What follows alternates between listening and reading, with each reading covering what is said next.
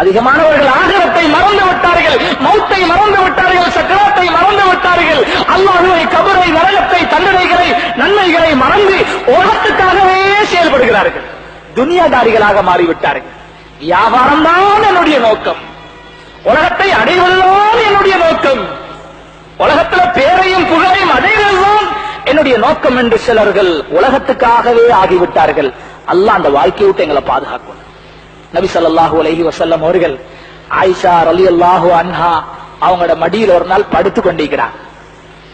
ஆயிஷா ரலியல்லாஹு அன்ஹா மடியில தலையை வச்சு படுத்து கொண்டிருக்கிற நபி ஸல்லல்லாஹு அலைஹி வஸல்லம் அவர்களுடைய தாடி முடிகளை பார்க்கிறார்கள். சில முடிகள் நரைச்சிட்டு பழுத்துட்டு.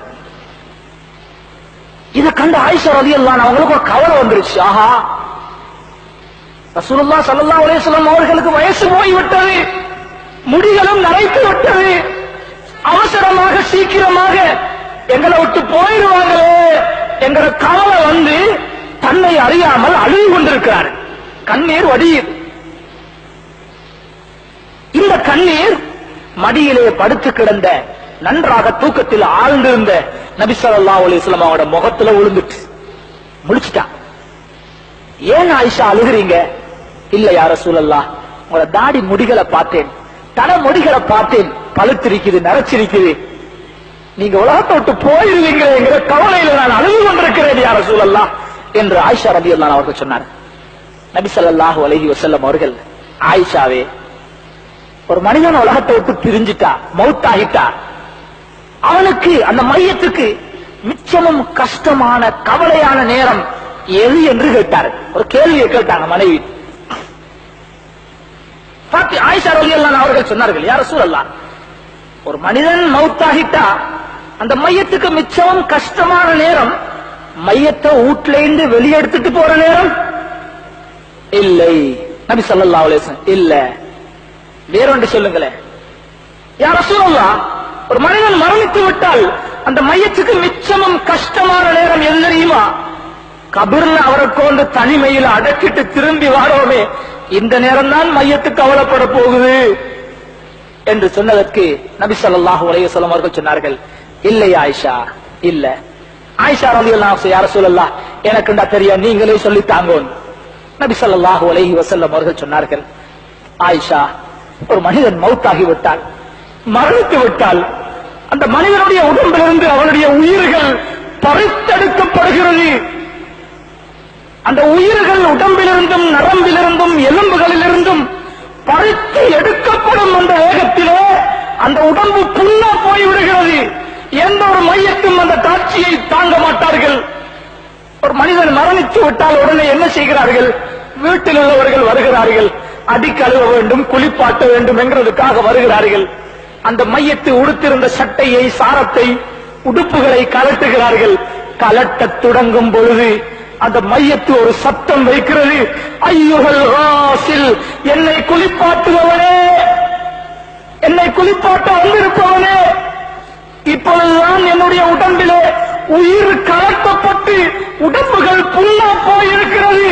என்னுடைய உடம்பிலிருந்து சட்டைகளை கலட்டும் நீ என்னை மெதுவாக நடந்து கொள், தாறுமாறாக கலட்டி விடாதே, என்னை அந்த பக்கம் இந்த பக்கம் போட்டு புரட்டி இந்த புண்ணுடம்பை இன்னும் நறுக்கப்படுத்தாதே என்று ஒவ்வொரு மையத்தும் கெஞ்சுகிறது. இந்த நேரத்தில் அதிகமாக அந்த மையத்து கவலைப்படுகிறது என்று நபி ஸல்லல்லாஹு அலைஹி வஸல்லம் அவர்கள் சொன்னார். ஒவ்வொருத்தரும் அனுபவிக்கிறோம், ஒவ்வொருத்தரும் மௌத்தாக இருக்கிறோம், ஒவ்வொருத்தருக்கும் இந்த சக்கராத்து வர இருக்குது. ஒவ்வொருத்தரையும் குளிப்பாட்டுவதற்காக குடும்பத்தார்கள் வருவார்கள், நம்முடைய சட்டைகளையும் கலட்டுவார்கள். அந்த நேரத்தில் தான் அதை உணர முடியுமே தவிர எவ்வளவு சொன்னாலும் புரிய வைக்க முடியாது. அல்லாஹ்வுடைய நல்லடியார்களே, மையத்தின் இந்த நேரத்தில் படக்கூடிய கவலை, இந்த வேதனை, அது போடக்கூடிய சத்தம் ரொம்ப தாழ்மையாக கேட்டுக்கொள்கிறது. சத்தம் போட்டு கேட்கிறது தாழ்மையா, புண்ணுடம்பு, புண்ணுடம்பு, இதை தாக்கி விடாதே, மென்மையாக மிருதுவாக பூ போல என்னுடைய உடம்பை நடத்து, என்னால தாங்க முடியாது என்று அவனுடைய குளிப்பாட்டுவனிடத்தில் கெஞ்சி கேட்டுக் கொள்கிறது. இந்த சத்தத்தை மனிதனையும் ஜின்களையும் தவிர உள்ள உலகத்திலே உள்ள அத்தனை உயிருள்ள வஸ்துக்களும் கேட்கிறது என்று நபி ஸல்லல்லாஹு அலைஹி வஸல்லம் அவர்கள் சொன்னார். அல்லாஹ்வுடைய நல்லடியார்கள், அதை குளிப்பாட்டுவதற்காக சட்டையை கலட்டினதோட தண்ணீரை கொண்டு வந்து வைக்கிறான் மனிதன் குளிப்பாட்ட. இப்பொழுது இன்னொரு தடவை சத்தத்தை அந்த மையத்திடுகிறது. மையத்து வேற யாரையும் யோசிக்க கூடாது. நம்ம ஒருத்தரை என்ன யோசிக்கும்? நான் தான் அது. நான் மரணிக்கும் பொழுது நான் இப்படி சத்தம் விடுவேனே, இப்படி ஒரு நிலைமை எனக்கு உருவாகுமே என்று நினைச்சா இன்னும் லேசாக இருக்கு. அல்லாஹ்வுடைய நல்லடியார்களே, அந்த மையத்து இரண்டாவது கத்துகிறது, குளிப்பாட்டுபவனே, நீ தண்ணீரை கொண்டு வந்து வைத்திருக்கிறாய், என்னுடைய உடம்பு புண்ணுடம்பு, நீ கொண்டு வந்து வைத்திருக்கும் இந்த தண்ணீர் என்னுடைய உடம்பு தாங்காது, அந்த தண்ணீர் சுடுகிறது, கொஞ்சம் ஆற்றிக்கொள், ஐஸ் தண்ணியை போட்டு ஊத்திடாது, என் உடம்பு தாங்காது, நல்லா சுடு தண்ணியையும் போட்டு என்ன குளிப்பாட்டாது, என் உடம்பு தாங்காது, சூடும் இல்லாமல் கடும் குளிரும் இல்லாமல் நடுப்பட்ட சாதாரண தண்ணீரை என்னுடைய உடம்பிலே மெதுவாக ஊற்றி என்னுடைய உடம்பை இறுக்கமாக தேய்த்து விடாதே, உயிரோடைக்கும் பொழுது என் உடம்பை தேய்க்கிற மாதிரி நான் மௌத்தாகிட்டேன் என்ன அப்படி தேய்க்காது. இது கத்துகிறது. அந்த சத்தம் ஜின்களுக்கும் மனிதர்களுக்கும் தவிர எல்லா படைப்பினங்களுக்கும் கேட்கிறது. நம்ம ரோட்ல ஒரு பூனை இருந்தா அந்த பூனைக்கும் கேட்கும். அல்லாஹ்வுடைய நல்லடியார்கள், எல்லா மிருகங்களும் கேட்கிறது, எல்லா உயிரினங்களும் கேட்கிறது. பிறகு இந்த மனிதனை குளிப்பாட்டி விட்டு கஃனிட தொடங்கும் பொழுது இந்த மையத்தை சொல்லுகிறது, கஃனிடுவதற்காக என்னை கொஞ்சம் தூக்குவீர்கள், கவனமாக என்னை தூக்குங்கள், என்னை கண்டவாறு என்னை புழங்காதீர்கள், கண்டவாறு என்னை புரட்டாதீர்கள், ஏற்கனவே வருத்தத்தில் நொந்து போயிருக்கிறேன், என்னை கவனமாக மிருதுவாக கண்ணியமாக நடத்துங்கள் என்று கெஞ்சி கெஞ்சி கேட்டுக் கொள்கிறார். அதனாலதான் குளிப்பாற்று நேரமும் குடும்பத்தில் உள்ளவங்க அந்த இடத்துல இருக்கணும். குடும்பத்தில் உள்ளவங்க மையத்துடைய வேலைகளை செய்யணும், ரொம்ப கண்ணியமாக நடந்து கொள்வாங்க. புறத்தி மனுஷனுக்கு இதெல்லாம் விளங்காது. அவருடைய வேலையை முடிக்க அவர் அவசரமா செயல்படுவார். அது மையத்துக்கு வருத்தமாகவும் அமையலாம். அல்லாஹ்வுடைய நல்லடியார்களே, கஃனிடும் பொழுது அந்த கஃனை செய்து முடிக்கும் பொழுது சொல்லுகிறது, என்னுடைய கஃனை மூடும் பொழுது முதலாவது முகத்து பக்கத்தை கட்டிடாதீங்க, முதலாவது என்னுடைய கால்களை மூடிவிடுங்கள், இரண்டாவது இடுப்பை மூடுங்கள், என்ற முகத்தை கடைசியா மூடுங்க, கடைசியா முகத்தை மூடுங்க. என் குடும்பத்தை நான் ஒருக்க பார்க்கணும். இதுக்கு பிறகு இவங்களை பார்க்க முடியாது. இனிமேல் நான் இந்த முகங்களை பார்க்க உலகத்துக்கு மீண்டும் வர மாட்டேன். கடைசியாக என்னுடைய வீட்டிலிருந்து நான் அல்லாஹ்வை சந்திப்பதற்காக செல்லுகிறேன், கபருக்கு செல்லுகிறேன், என்ற முகத்தை கடைசியா மூடுங்க. கொஞ்சம் என் பிள்ளைகளை பார்க்கணும், வந்திருக்கிற சொந்தக்காரர்களை பார்க்கணும் என்று அந்த மையத்தில் ரொம்ப பணிவாக சத்தமிட்டு அங்க இருக்கிறவங்கள்ட்ட கேட்டுக்கொள்வதாக நபி ஸல்லல்லாஹு அலைஹி வஸல்லம் அவர்கள் சொன்னார். அல்லாஹ்வுடைய நல்லடியார்களே, இந்த உலகம் சிறுசி, இதுல இன்பங்கள் சிறுசி, இதை கண்டு நாங்க ஏமாந்து தீக்கிறோம். ஒரு பெரிய வாழ்க்கை எங்களுக்கு பின்னாலே, மௌத்துக்கு பின்னாலே ஒரு நீண்ட ஹதீஸ், ஒரு சில விஷயங்களை ஞாபகத்திலே. ஆகவே அல்லாஹ்வுடைய நல்லடியார்களே, இரவில் தூங்குகிறோம், அன்புள்ள மனைவி பக்கத்திலே தூங்குகிறாள், காலையில் இவளை சந்திக்கலாம் என்கிறதுக்கு என்ன உத்தரவாதம்? என்ற பிள்ளைகள் பக்கத்தில் இருக்கிறார், நான் இல்லாம ஏறாது என்று சொல்லிக் கொண்டிருக்கிறோம். அடுத்த நிமிடம் எனக்கு மரணம் வந்து விட்டால் என்ற பிள்ளைகளுடைய செய்தி என்ன, என் தாய் தகப்பன் செய்தி என்ன?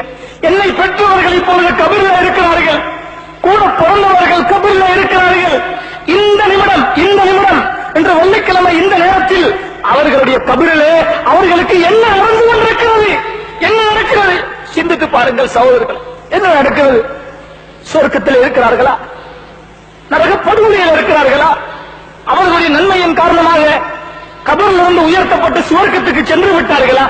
அதில் அவர்களுடைய பாவத்தின் காரணமாக அந்த இருட்டறையிலே நொறுக்கப்பட்டு அல்லாஹ்வுடைய தண்டனைக்கு உட்பட்டு விட்டார்களா? யாருக்கு தெரியும்? இதே நிலைதான் நமக்கும் வரப்போகிறது. ஆகவே உலகத்துல எங்க போனாலும், எந்த நாட்டுக்கு போனாலும் மௌத்த மறந்து மட்டும் வாழக்கூடாது. மௌத்த அடிக்கடி நினைக்கிறது அமல் செய்யறதுக்கு லேசி, தொழுகிறதுக்கு லேசி, ஜிக்ர் செய்யறது லேசி.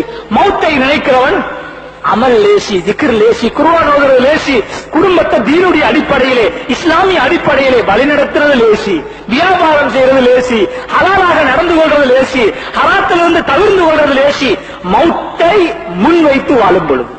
ஆகவே எல்லாரும் அடையவிருக்கும் அந்த மரணத்தை அல்லாஹ் நம் அத்தனை பேருக்கும் சாந்தியானதாக, ஈடேற்றம் மிக்கதாக ஆக்கி அருள்வானாக. யா அல்லாஹ், எங்களுடைய பாவங்களை மன்னிப்பாயாக, நன்மைக்கு வழிகாட்டுவாயாக, பாவத்திலிருந்து நம்மை பாதுகாப்பாயாக. நாம் எல்லாரையும் காத்துக் கொண்டிருக்கும் அந்த மௌத்தை யா அல்லாஹ், அந்த மௌத்துடைய சக்கராத்தை நமக்கு லேசுபடுத்துவாயாக. சக்கராத்துடைய வருத்தத்தை கொண்டு நம்மை சோதித்து விடாதே யா அல்லாஹ்.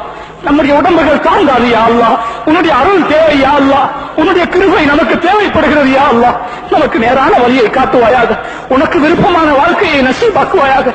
நபிகளாரின் வாழ்க்கை வழிமுறைகளை நம்முடைய வாழ்க்கையில் எடுத்து நிற்க தௌபு செய்திடுவாயாக. பாவம் செய்பவர்களை பாவத்திலிருந்து பாதுகாத்திடுவாயாக. நன்மைகளை விட்டும் தூரமாக வாழ்பவர்களை நன்மைகளின் பக்கம் நெருக்கி வைப்பாயாக. உலகத்திலே சுவர்க்கத்துக்காக உழைக்க தௌபு செய்திடுவாயாக. உலகத்துக்காக உழைக்கிறோம் யா அல்லாஹ். உலகத்தை கோடி கோடியாக சேர்த்து வைத்திருக்கிறோம் யா அல்லாஹ். ஆகிரத்தை மறந்திருக்கும் நமக்கு நம்முடைய சிந்தனைகளை தூண்டி விடுவாயாக. கபரை, மௌத்தை, மஹ்ஷரை, சுவர்க்கத்தை, நரகத்தை நம்முடைய முன்னால் வைத்து அதற்காக உழைக்கக்கூடிய நல்லடியார்கள் கூட்டத்தில் நாம் அத்தனை பேரையும் ஆக்கி அருள்வாயாக. ஆமீன் ஆமீன் யா ரப்பல் ஆலமீன்.